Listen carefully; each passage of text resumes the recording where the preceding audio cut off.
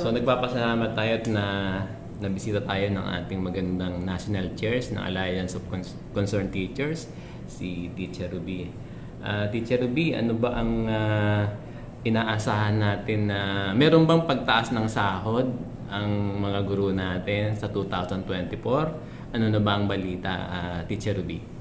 Yan, good news para sa ating mga teachers. Natiyak po ng ACT Teachers Party List sa loob po ng Kongreso during the budget deliberation na magkaroon ng 86 billion para po sa ating mga guro at mga kawani sa sektor ng edukasyon. No? Tinitiyak po ng DBM na merong 2 to 8% na increase sa ating salary. No? Kaya kailangan ay tuloy-tuloy nating ipanawagan yung ating pagtaas ng sahod para ma-push natin yung ating pamahalaan na magkaroon ng increase sa 2024. Ayan ba ay sigurado na? Magkakaroon pa ba yan ng batas? Kailangan pa bang may ma-enact na law para dyan sa pagtaas ng sahod? Tiyak na may budget, kaya dapat tiyakin din natin na merong legislation, may batas para po dito sa ating salary increase.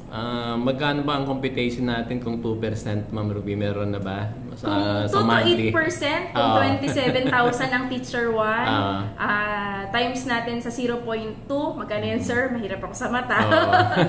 Siguro mga 3,000 ang pinaka-minimum natin na increase kung magiging across the board yung magiging increase natin. Pero syempre nakabata yun kung ano nga ba yung gagawing batas o ma-approve na batas sa ating salary standardization law. Oo, gaano ba yan ka-sure, Ma'am Ruby? Yan ba ay 100% na talagang magkakaroon tayo ng pagtaas ng sahod this 2024? Yan, pinakawakan natin yung binanggit ng Department of Budget and Management. Pero sabi nga natin, to withdraw is to believe. Kaya yung ating union ay talagang tuloy-tuloy yung pagkilos. No? Kaya sa World Teachers Day, talagang dapat ito yung ating itambol. Ang pinakamagandang regalo sa atin ng ating gobyerno sa World Teachers Day ay yung ating salary increase.